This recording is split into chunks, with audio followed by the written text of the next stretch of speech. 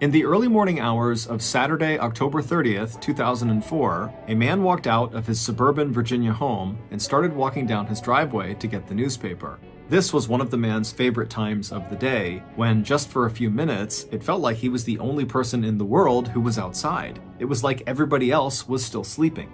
However, that morning, he was wrong. He was not alone.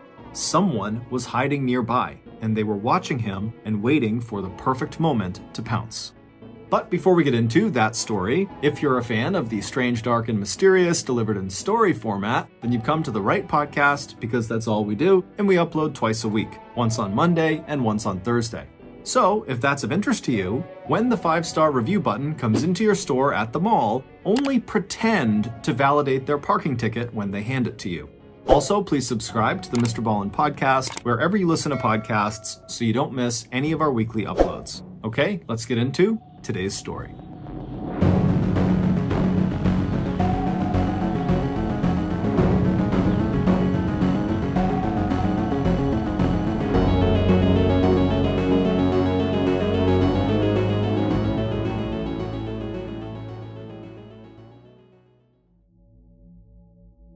"52-year-old Fred Jablin watched with pride as his 3 children filed ahead of him into Temple Beth Ahaba's Friday evening service. The night, October 29th, 2004, was cloudy and cool, and in Richmond, the capital city of Virginia, the maples and oak trees were still decked out with red and gold fall foliage.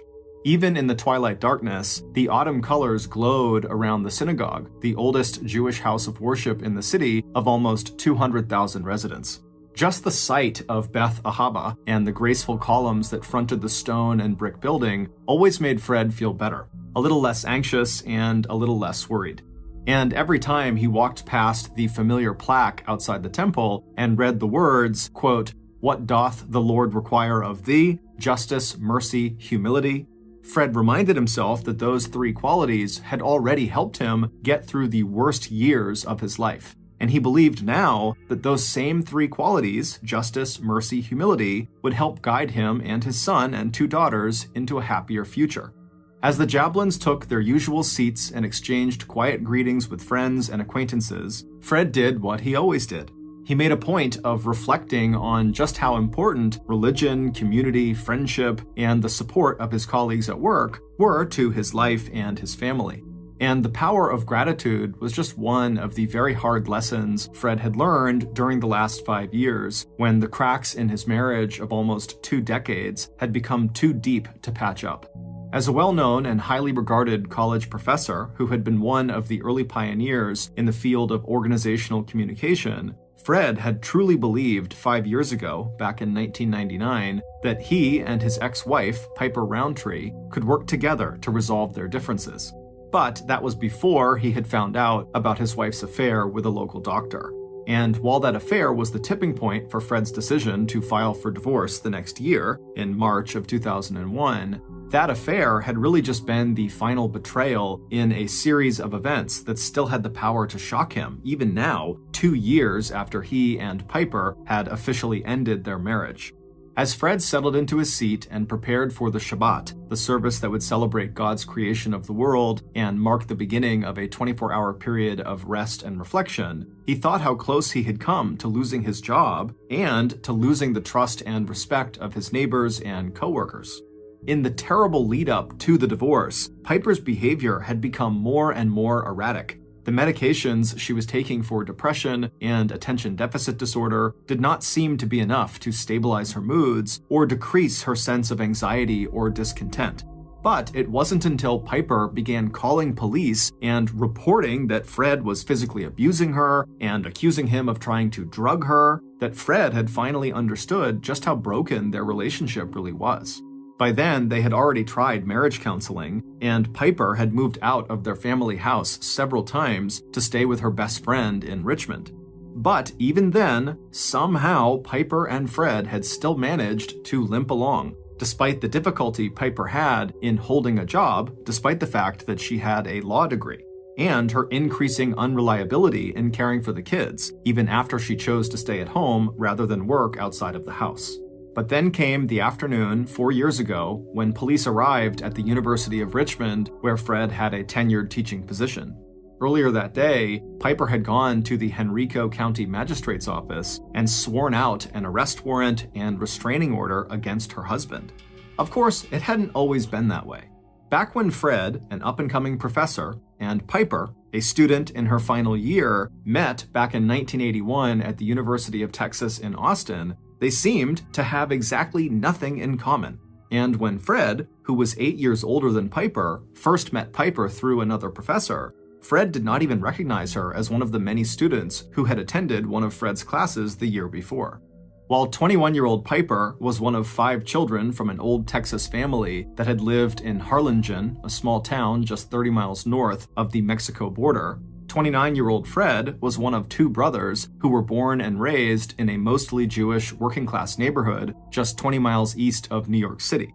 While Piper was hands down beautiful, with her dark hair and dark eyes and petite but athletic build, Fred was thin and balding and completely average looking, except for the intelligent eyes and the playful grin that clued people in to his wry and entertaining sense of humor.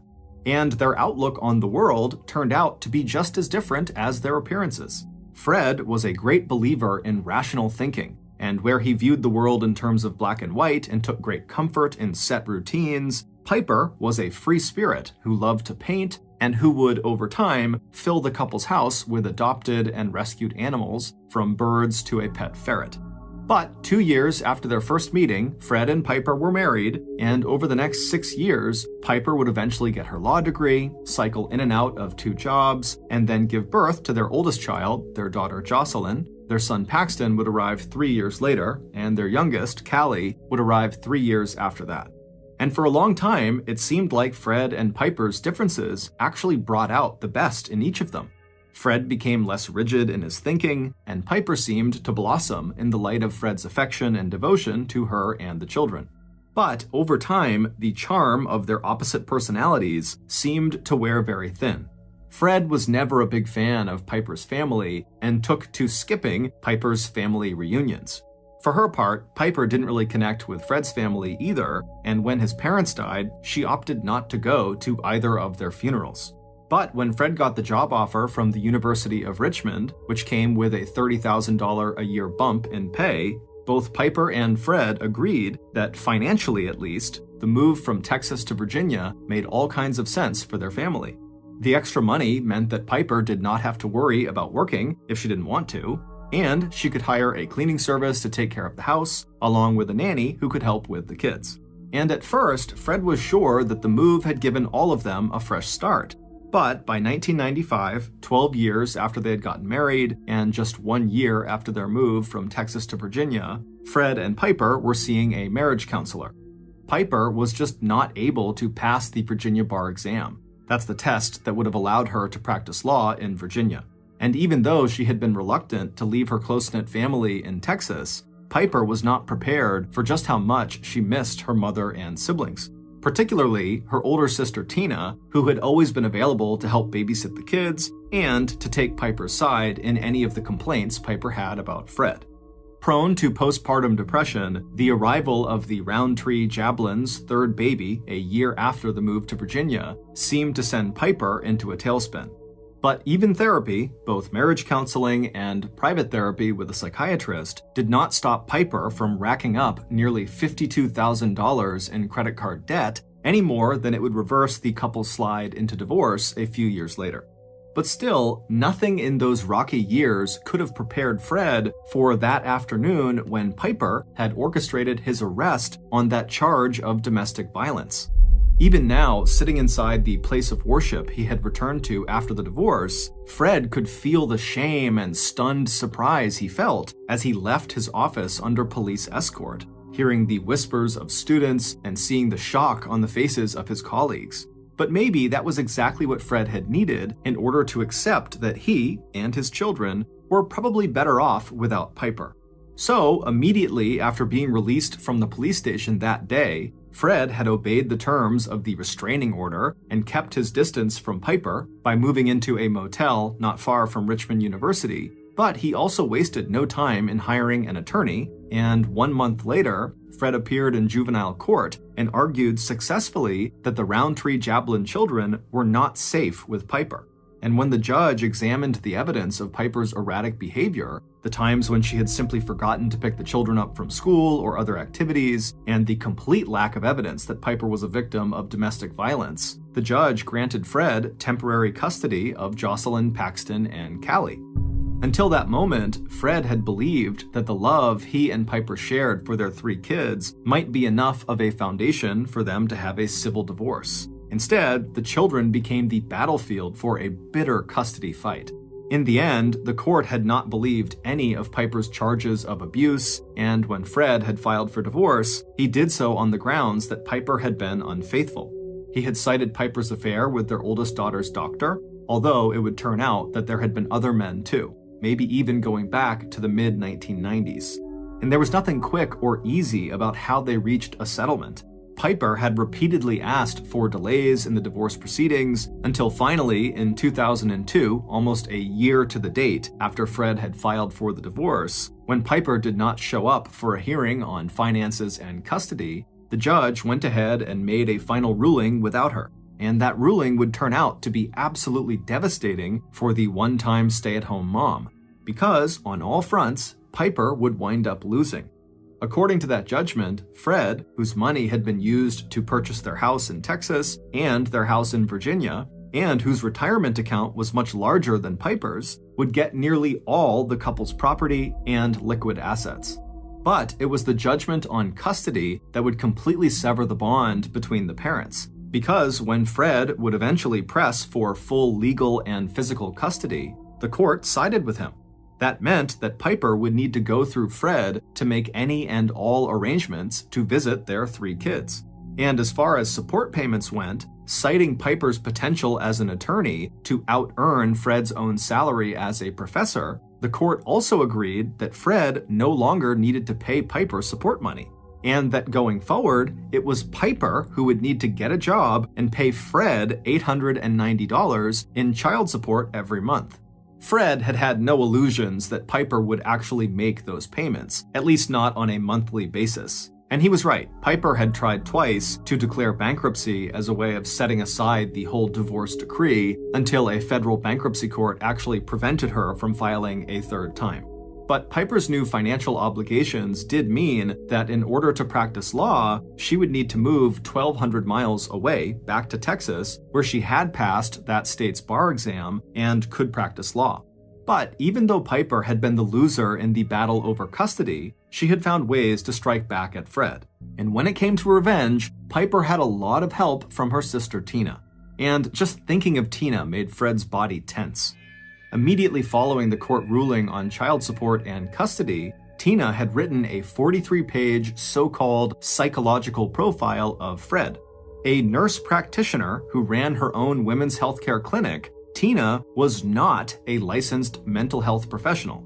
But that did not stop her from attacking every aspect of Fred's character, personality, and temperament.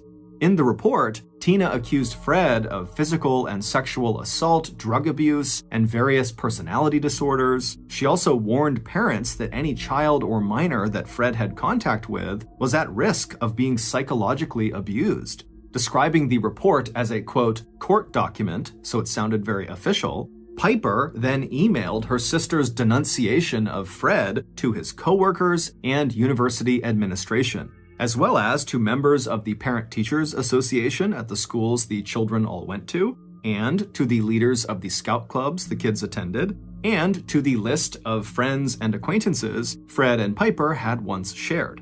During that especially dark period, when the divorce and the pain was so raw that Fred questioned if life could ever seem normal again, he had wondered who hated him more, his ex-wife Piper or his ex-sister-in-law Tina.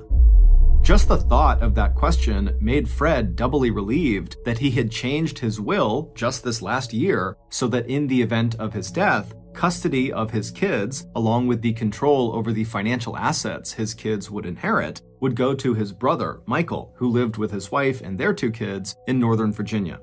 Fred had also installed a home security system just in case. He'd never forgotten the time when Piper had taken their youngest child and disappeared without telling Fred, only to turn up in Texas at her sister Tina's with a story of how Fred had started trying to drug Piper. In fact, it had been the other way around. After Fred and Piper split, Fred had learned from a neighbor that Piper had confessed to spiking Fred's morning coffee with the antidepressant Prozac. Fred was suddenly brought back to the present by a gentle nudge from his 15-year-old daughter Jocelyn, and he realized with a start that he had spent the last several minutes just going through the motions of the Friday evening service. He thought again of the plaque outside the temple, that what the Lord asked of him was justice, mercy, and humility. Fred was self-aware enough to know that when he and Piper divorced 2 years ago, he was thinking more of justice than he was of mercy or humility. But now, 2 years after the divorce agreement was signed, it seemed like both he and Piper had reached a much better place, both as a divorced couple and as individuals. It had taken Fred a while, but he had grown into his all-consuming role as single dad, and all 3 kids were doing exceptionally well. He loved taking the kids to their after-school and summer activities. They had become close to their uncle, Fred's brother Michael, and just 5 months earlier, Fred had ventured out into the dating world and had begun a promising relationship with another single parent, a down-to-earth woman named Charlene. As for Piper, she had begun dating soon after returning to Texas, where she now lived in Houston, very close to her sister Tina. Piper had her own small law practice, but made most of her income doing research into land titles.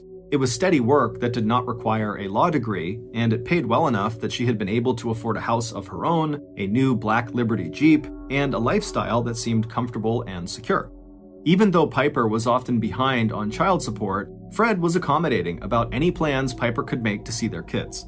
In fact, just a few weeks earlier, Piper had come east and taken all 3 kids on a long weekend camping trip in one of Virginia's beautiful national forests. And even though her in-person visits with the kids were not as long or as many as Piper wanted, it wasn't unusual for her to call the kids more than once a day. Maybe, Fred thought as he gave Jocelyn a nudge back to show her he was paying attention again, maybe he and Piper both were ready to practice mercy and humility. Back at the Jablin house on Hearthglow Lane, Fred pulled into the driveway of the detached 2-car garage. A moment later, the children piled out of the Ford Explorer and made their way inside the handsome brick and wood 2-story house set on a slight rise and surrounded by stately trees. Halloween had always been Fred's favorite holiday, and he and the kids had bagged up most of the fallen leaves and stuffed them into leaf bags that were the shape and color of carved orange pumpkins. Throughout the quiet and affluent subdivision, with its neat green and white welcome sign that read Kingsley, homemade scarecrows and ghosts made out of white sheets watched over the comfortable homes, all set back from the road, some with living rooms and kitchen lights shining through the windows. Once inside 1515 Hearthglow Lane, Fred wasted no time shepherding the 3 children off to bed. It was around 10 p.m. when he had said his final goodnight and headed back downstairs to clean up and give Charlene a call before heading to bed himself. By the time Fred had switched off his bedside light and settled down to sleep, the painful memories of the past had been replaced with a sense of pleasant anticipation for the weekend ahead. Tomorrow was Saturday, and while the children slept in, Fred would enjoy his coffee and newspaper, and after that, all 4 of them would have a busy day, going to the annual neighborhood pumpkin festival, spending time together and with friends, and putting the finishing touches on their costumes. And on Sunday, they would all enjoy the kind of safe scares that came with going door to door trick-or-treating. At 6:37 a.m. the next morning, Fred Jablin's next-door neighbors awoke from a deep sleep to the sudden sound of 3 gunshots. Getting out of bed and stepping to the open window, former Marine Bob McCardle pushed aside the curtain and saw a shadowy figure running across his front yard and then disappearing into neighboring house lots. While dogs began barking and other neighbors were wondering if a car had backfired or if a hunter was shooting ducks down on Tuckahoe Creek, Bob immediately picked up the phone and called 911. Within minutes of the call, 3 officers from Henrico County Police Department were climbing out of the patrol car in front of the McCardle home. Spreading out across the lawns of Hearthglow Lane, they used flashlights to search in the darkness for the source of the disturbance. But after 20 minutes, the officers reported back to Bob that they had not found anything suspicious. Bob told them that once it was light, he and his wife would take their dog out for a walk, and if they saw anything that could explain the shots, they would follow up with another call to police. 25 minutes later, it was Doreen McCardle who called 911. Trying her best to keep the panic out of her voice, she explained to dispatch that she, her husband Bob, and their dog were now standing outside of their neighbor's house at 1515 Hearthglow Lane, and Bob had just discovered the body of Fred Jablin.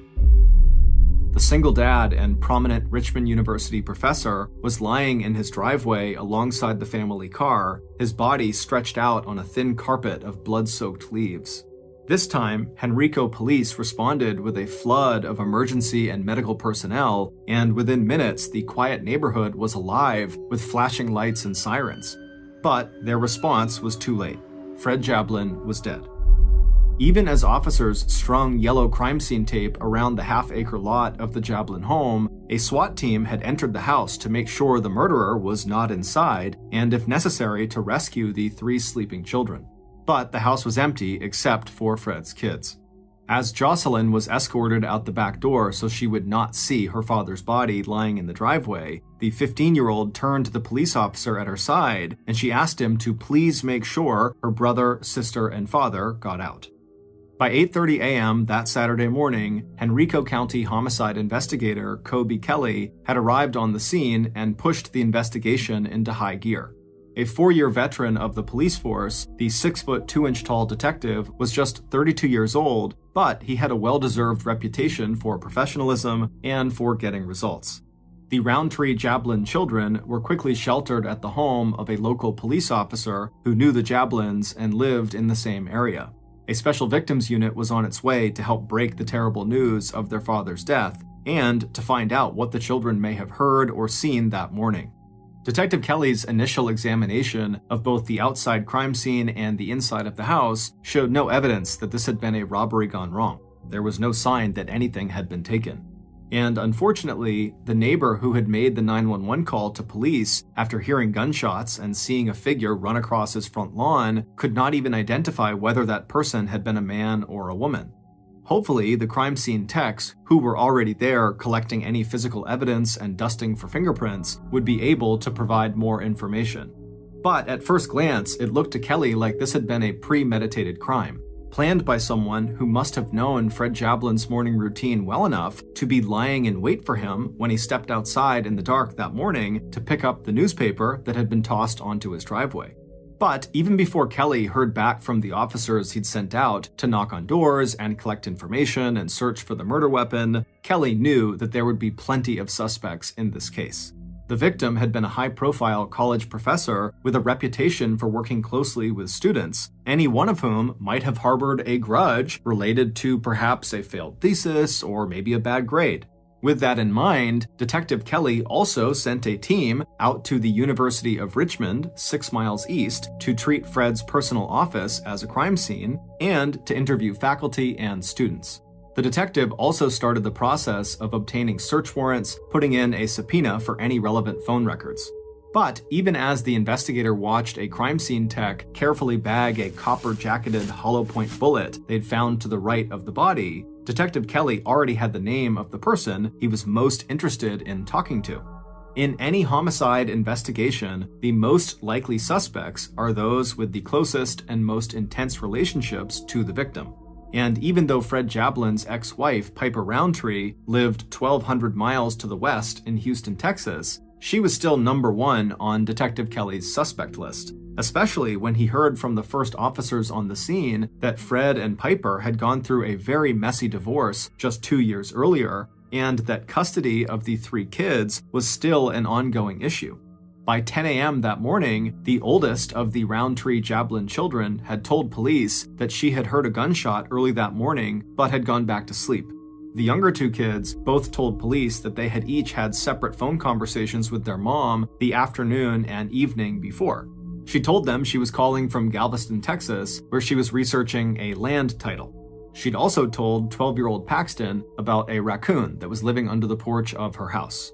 Knowing that the first 48 hours of any investigation are often the most crucial, Detective Kelly was determined to check out every possible lead. And even though Piper had told her children she had called last night from Texas, Detective Kelly still ordered investigators to check for any passengers named Piper Roundtree who may have flown into Richmond from Houston, Texas over the last several days. By 2:30 p.m., Michael Jablin had been informed of his brother's death, and he and his wife were in their car traveling south to Richmond. And by 3:30 p.m., just 8 hours after the McCardles had discovered Fred's body and made their second 911 call, Detective Kelly had already caught a major break in the investigation. His investigators had in fact discovered that a passenger by the name of Roundtree had flown out of Virginia's Norfolk Airport just 3 hours earlier on a Southwest Airlines flight that was due to arrive back in Houston's Hobby Airport at 4:30 Houston time, which meant 5:30 Virginia time. But there was one problem. The passenger's first name was not Piper. Instead, it was a name Detective Kelly had not yet heard: Tina. Detective Kelly had already found a good picture of Piper Roundtree in one of her children's bedrooms, and the driver's license picture on file for the plane ticket his investigators had discovered was definitely a different person. Instead of dark brown hair, Tina Roundtree had shoulder-length blonde hair. Glancing at his watch and seeing he had 2 hours before the plane carrying Tina Roundtree was due to arrive at Hobby Airport in Houston, Detective Kelly rolled into action. Contacting police in Houston, he sent them pictures of both Piper and Tina Roundtree and asked them if they would go to Hobby Airport in time to locate a passenger getting off that Southwest Airlines flight who looked like either of the two women. But it would turn out that Detective Kelly was now in for a series of disappointments. Whoever that passenger named Tina Roundtree was, she had managed to disembark, collect her checked bags, and apparently leave the airport in Houston without being intercepted or recognized by Houston police. And when Officer Kelly finally reached Piper Roundtree by phone in Houston that night at 9 p.m., 14 hours after Fred had been declared dead, it would turn out that Piper Roundtree would have a rock-solid alibi for the time of the murder. And after being informed by a friend in Richmond about Fred's murder that morning, the only thing Piper wanted to talk about now was where her children were, who was taking care of them, and how they were coping with this devastating news. By now, Detective Kelly had also been filled in on the identity of Tina Roundtree, Piper's older sister, who also lived in Houston. Realizing that he would need to conduct this investigation in 2 different states, Detective Kelly and his partner headed to Houston to interview the Roundtree sisters. Before leaving, the lead investigator assigned Detective Chuck Hanna and one other investigator to follow up on leads in Richmond. At Detective Kelly's first official interview with Piper on Sunday, October 31st, Fred's ex-wife denied any involvement in Fred's murder. And not only would a friend of hers, who was also a lawyer, place Piper in his office before that Southwest flight ever arrived back in Houston on Saturday, October 30th, the day Fred was killed, Piper would also be able to locate someone who could provide further confirmation of her alibi, a stranger who had seen her at a local bar in Houston on Friday night, when the passenger flying under the name Tina Roundtree had already landed 1,200 miles away in Richmond, Virginia. As for Piper's sister, Tina Roundtree, where Piper had reacted to the news of Fred's death by wanting to talk about when she could see her kids again, Tina had reacted to the news by being aggressive in her criticism of Fred. She held nothing back when it came to listing his faults as a father, a husband, and a human being. But even though the hatred Tina expressed was strong enough to constitute a possible motive for Fred's murder, Tina, who had been seen at her health clinic over the weekend, also had an alibi for the Friday night before Fred's murder and the Saturday morning when he was found dead by his neighbors. And both sisters pointed to alternative suspects that were much closer to 1515 Hearthglow Lane than Texas was. First on that list was Michael Jablin, the brother who stood to gain control of Fred's financial assets. And what about Fred's latest love interest? Had police interviewed Charlene yet? And finally, without providing any names, Piper also hinted darkly at enemies Fred had within the University of Richmond. And when Virginia investigators dug deeper into the money trail behind the passenger tickets belonging to the still unidentified person who traveled under the name Tina Roundtree, the case only got more confusing.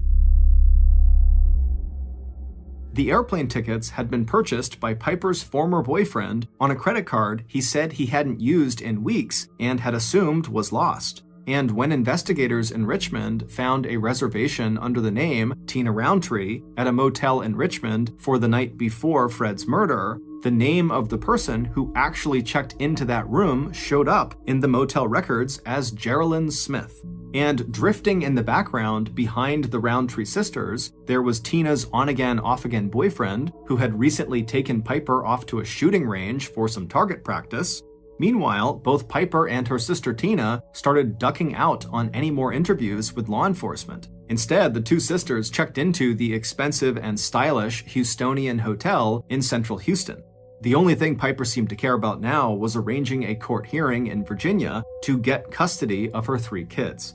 And Tina, who had appointed herself as Piper's guardian and champion, was there to support Piper and keep the press and police at bay. So despite a promising start, 3 days after the Virginia police had arrived in Houston, Texas, progress into Fred Jablin's murder came to a stuttering halt. And even though detectives in Richmond had turned up some promising evidence, what police needed was someone who could positively identify the airline passenger who went by the name Tina Roundtree and then place that person in Richmond at the time of Fred's murder. And on Wednesday, November 3rd, 5 days after Fred Jablin was killed, police finally got the tip they needed to break the case. Based on an interview with a Southwest Airlines ticketing agent and the deconstruction of hundreds of cell phone calls placed during the days before and after Fred Jablin's death, here is a reconstruction of what happened outside of 1515 Hearthglow Lane on the morning of Saturday, October 30th, 2004. Anyone who knew Frederick Mark Jablin also knew he was a man who enjoyed his routines, especially after all the disruptions of the last 2 years. He found new meaning in simple pleasures, like getting up at the same time every morning, retrieving his newspaper from the side driveway, then enjoying a freshly brewed pot of coffee in his quiet kitchen. And on this Saturday, when Fred stepped outside dressed in his navy blue sweatpants, sweatshirt, and robe, he also enjoyed knowing that he and the kids could spend the day together, getting ready for Halloween. When he and Piper were together, it had been Fred who took the family pictures, even though it meant that he himself was rarely in any of them. This year, he would make sure to have his neighbors take pictures of him and the 3 kids. It had been a long haul getting through the divorce, but despite the painful memories that had preoccupied him last night during the Friday evening service at Temple Beth Ahaba, the fact was that Fred felt pretty good about his life and about his kids. He and Piper might not see eye to eye, and Fred doubted he'd ever fully trust his ex-wife again, but he knew she loved their kids as deeply as he did. As Fred headed slowly for the driveway, he could see the tall trees that ringed the big backyard and feel the chill air on his face and ankles. This time tomorrow, daylight savings time would come to an end and clocks would have been set back an hour. Instead of darkness, he'd be watching the sun rise. Still, he liked this feeling of being all alone, the only person awake and outside. Except that Fred was not alone. Standing quietly in the shadow on the far side of the garage, Fred's killer had felt their pulse quicken at the sound of the back door opening and then closing softly behind Fred. Now, the killer heard the slight rustle of leaves as Fred turned right out of the back kitchen door and began walking towards the open space between the house and the garage, which was set back even farther from the street than the house was. The newspaper lay neatly folded on the far side of the black Ford Explorer that was parked near the top of the driveway.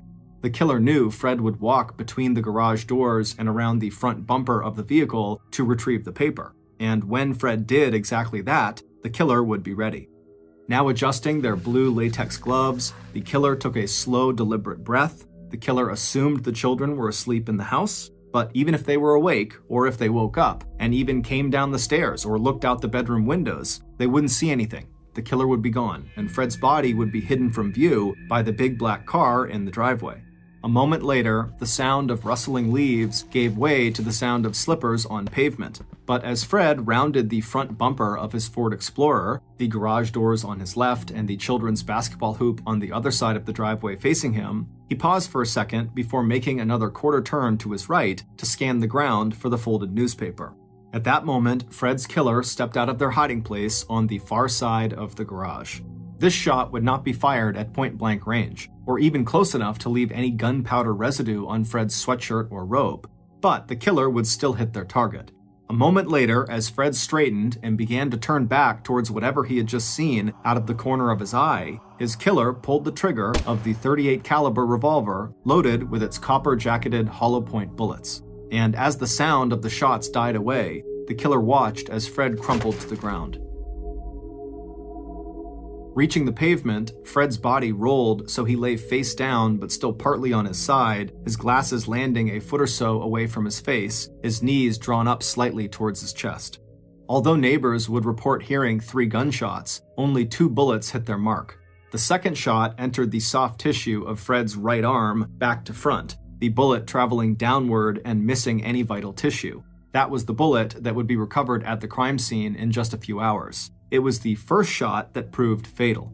That type of bullet, designed to mushroom out upon impact so it did maximum internal damage, had entered from the back, striking Fred in the lower right side before ripping upward through his spleen, kidney, liver, diaphragm, and aorta, the main artery carrying blood away from the heart.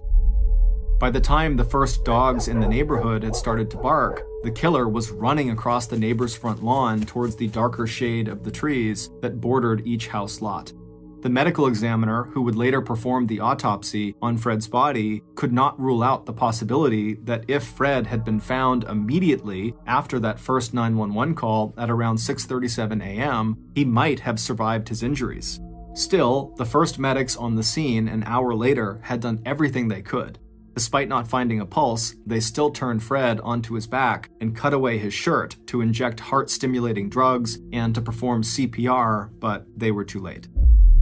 Sometime between that first 911 call and the second 911 call more than an hour later, Fred had died of organ failure and massive internal bleeding. By the time police had covered Fred's body with a white sheet and escorted his terrified children out of the house, Fred's killer was already on the road, making the 2-hour drive south to Virginia's Norfolk International Airport. After returning their rented maroon minivan, Fred's killer made their way to the ticketing agent at Southwest Airlines. At 8:29 a.m., 2 hours after murdering Fred, the killer booked a flight first to Baltimore, 200 miles north, and then on from Baltimore to Houston, Texas. As Piper Roundtree handed the Southwest Airline ticketing agent her sister Tina's ID and the ticket Piper had bought using the credit card that she'd taken from her boyfriend, Jerry Walters, she made a quick adjustment to the blonde wig she was wearing over her dark brown hair, and she also made sure her sunglasses completely covered her brown eyes. A few minutes later, when Piper sat down in the waiting area until it was time to board her 12:30 a.m. flight back to Houston, she pulled out her cell phone and scrolled through the long list of calls she had made since arriving in Richmond 2 days earlier, on Thursday, October 28th. She was smart to have asked the receptionist at the motel in Richmond to change her name in the register from Tina Roundtree to Geraldine Smith, just one more way to throw police off her trail. And when the police did come to question her, she could honestly tell them that things with Fred were so much better now than they had been 2 years ago. But for Piper, her camping vacation earlier in the month with the kids had finally shown her that getting along better with Fred still wasn't enough. The person her children really needed wasn't their father, it was her, their mother. And soon enough, they would have her, and only her. As Piper tucked Tina's driver's license back inside her wallet, Piper looked closely at the small picture of her sister. Tina was a little taller and heavier, her hair was blonde and her eyes were a bright blue, but when Piper wore the wig and dark glasses, all people saw were the similarities in the sisters' faces and expressions and that wide Roundtree smile. But it would turn out that Piper's disguise, like her alibi, was not quite as good as she thought it was. 5 days after Piper Roundtree killed the father of her 3 kids, Detective Kelly from Virginia knew that in order to solve this murder investigation, he needed to get a positive ID on Southwest Airlines passenger Tina Roundtree. So, on the afternoon of Wednesday, November 3rd, the same day that hundreds of people were attending Fred Jablin's funeral service back in Richmond, the investigator made one more trip back to Hobby Airport in Houston. He tracked down the name of the Southwest Airline agent who had checked Tina Roundtree's ticket and luggage on her flight from Houston out to Richmond 1 week earlier on Thursday, October 28th. When he met Kathy Molly, the big detective from Virginia showed her Tina Roundtree's airline ticket and asked Kathy if she could remember anything about the passenger. A moment later, Kathy handed the ticket back with a friendly smile. "Yeah, I remember," she told the investigator. Kathy went on to say that the passenger was a very attractive woman, nicely dressed, but there was something else Kathy remembered too. The passenger was obviously wearing a blonde wig, and along with her suitcase, she was carrying a gun. And when Detective Kelly showed Kathy the pictures he now carried with him everywhere, one of Tina Roundtree and one of Piper Roundtree, Kathy didn't even hesitate before tapping the photo of Piper. "That's her," Kathy said. "That's the woman who checked the gun." On Monday, November 8, 2004, 10 days after Fred was shot to death outside of his home on Hearthglow Lane, Henrico County Police charged his ex-wife, Piper Roundtree, with first-degree murder. Piper was arrested shortly after leaving a custody hearing in Virginia, at which Piper asked the court to grant her, and not Fred's brother Michael, custody of the 3 Roundtree-Jablin children. In addition to having been identified as the passenger traveling to and from Richmond under the name Tina Roundtree, Piper's cell phone records had also placed her in and around Richmond from Thursday, October 28th through the morning of Saturday, October 30th, the morning of Fred's death. Even though Piper claimed that she and her sister Tina often used one another's cell phones, the phone that Piper used on Friday evening, the night before Fred was killed, to call her son Paxton and tell him she was in Texas, was the same cell phone that had pinged off cell phone towers in Richmond to connect that call to Paxton's cell phone. As for Piper's alibis, it would turn out that after checking credit card receipts, the man who had placed Piper in the Volcano Bar in Houston on that Friday night before Fred's murder had made a mistake. It had been Saturday night, after Piper had returned from Richmond, that she was seen at that bar. And although Piper's friend and former law colleague would insist to Virginia investigators that he had talked to Piper in Houston midday on Saturday before that Southwest flight from Baltimore arrived in Houston, it turned out that he had made an earlier statement to a reporter saying that the first time he had seen Piper in nearly a year was the day after Fred's murder, Sunday, October 31st, when she would have already been back in Houston for nearly 24 hours. On Saturday, February 26, 2005, 1 year and 4 months after Fred was murdered, a Virginia jury spent less than 1 hour in deliberations before coming back with a guilty verdict in the trial of Piper Roundtree. Her defense attorney argued, unsuccessfully, that the real murderer was Piper's sister, Tina, and when Piper herself took the stand, she implied the same thing, while at the same time insisting to the end that she herself had absolutely nothing to do with Fred's murder. When asked point blank if she wanted the jury to think her sister Tina committed the murder, Piper replied, "I have no idea what happened." Piper would use that same refrain when she was asked how her cell phone had appeared in Virginia in the days before and on the day of Fred's murder, or why she decided to brush up on her shooting skills the week before Fred's death, or why she had used her boyfriend's credit card to purchase a blonde wig, or how her black Liberty Jeep had wound up in the parking lot at the Hobby Airport in Houston from Thursday, October 28th to Saturday, October 30th, Piper told the jury she either had no idea how those things could have happened, or that they were just meaningless coincidences that had nothing to do with Fred's murder. 2.5 months later, on May 7th, 2005, Piper was sentenced to life in prison. Her first request for parole in 2020 was denied. She will be eligible for parole again in 2033 when she will be 72 years old. On Friday, November 4th, 2005, days before Piper's trial for murder, Piper's sister, Tina, pled guilty in a Houston courtroom to a charge related to Fred Japlin's murder, attempted tampering of evidence. Tina was fined $300 and sentenced to 80 hours of community service. Tina died in 2020. In 2006, a Virginia court granted full custody of Fred and Piper's 3 children to Fred's brother, Michael Jablin. We'd like to say a special thanks to author Catherine Casey, whose book, Die, My Love, a true story of revenge, murder, and 2 Texas sisters, was our main source in creating this podcast.